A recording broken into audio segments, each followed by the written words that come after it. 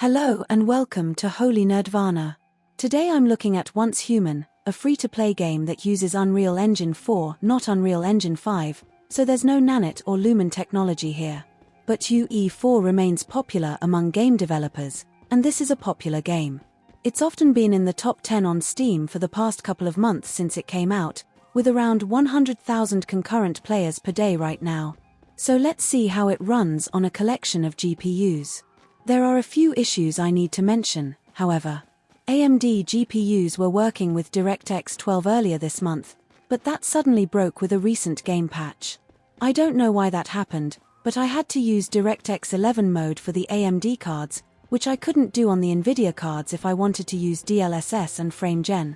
And also, I tested the Nvidia GPUs first and didn't realize DX12 would be a problem for AMD, but I definitely didn't want to have to redo all that testing. But this creates some discrepancies, which will probably get fixed and then broken again as the game gets updates all the time. I did all my testing in one day, on September 28, 2024, for the purposes of my videos. And for this one, I'm focusing on the RTX 4080 Super and RX 7900 XTX. These are extreme GPUs that cost around $1,000, though you can often find the XTX for about $900 while the least expensive 4080 Super starts at around $950. A lot of models will cost more than that, but that's the base level pricing. But I digress.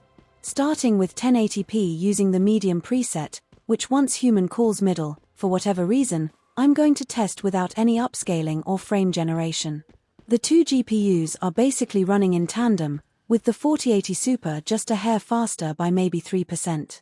I'm not going to make a big deal about a few percent difference in performance, as there's about a 5% range for performance depending on the time of day and weather.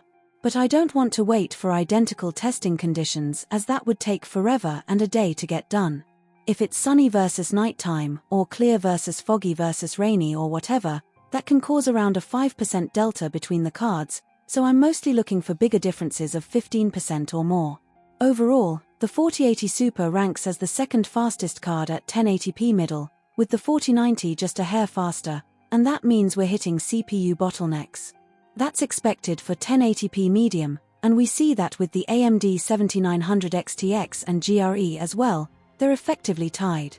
Increasing the graphics settings to 1080p and the very high preset, the 7900 XTX jumps into the lead. It's not a huge difference, around 6%, so it could just be differences in the testing conditions. But it's really not something to get worried about. Minimums are about the same as well, right around 150 FPS, and the game runs buttery smooth like a nice, warm crumpet that's an English muffin for you Americans. Anything of over 120 FPS is more than fast enough, and even 60 FPS would be sufficient. Looking at the charts, it's pretty obvious that CPU bottlenecks are still a factor on the fastest GPUs, where the minimums are all around 150. The 7900 GRE should be quite a bit slower than the 7900 XTX if the CPU isn't holding the latter back.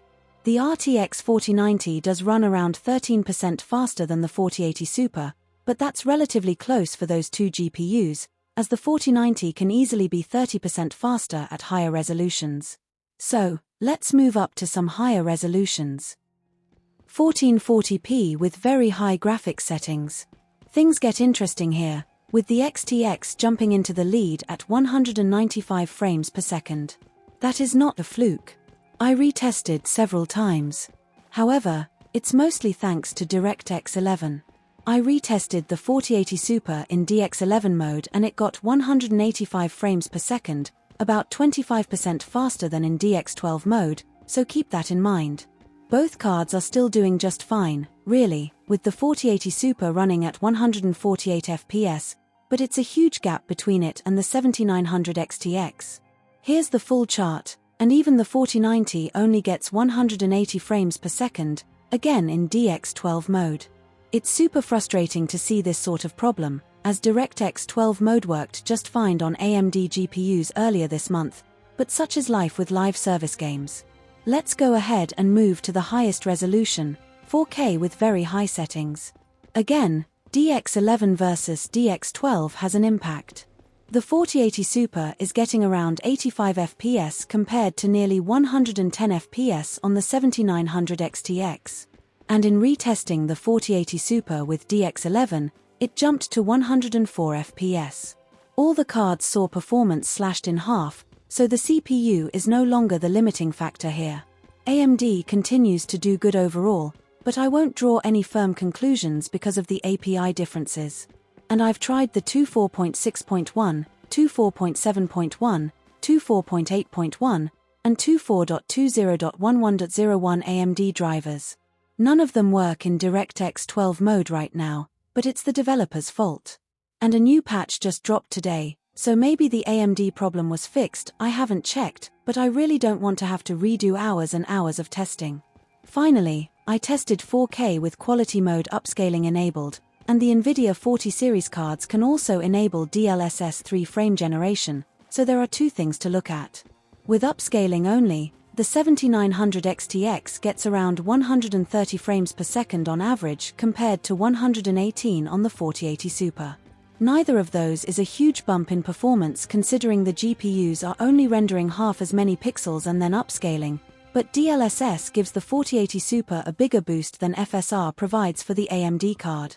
The XTX only got an additional 20 frames per second, the 4080 Super improved by 34 FPS.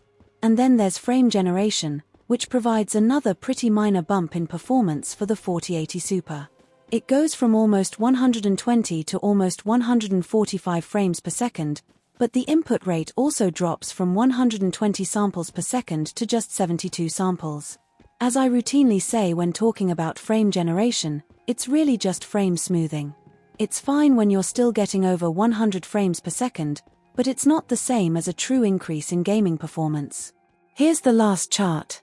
The 4090 with frame gen takes the top spot, but the 4080 Super with frame gen and upscaling can at least beat the 7900 XTX running only upscaling. Is that a fair comparison? Probably not, but Nvidia's marketing department should sure love to make it. Anyway, that's it for this video. Tell me what you think in the comments, and sound off about Once Human in general. Are you enjoying the game? Would you like me to run more benchmarks? Also, be sure to hit the thumbs up, and if you'd be so kind as to subscribe as well, I'd really appreciate it. Hugs and kisses, and I'll see you next time.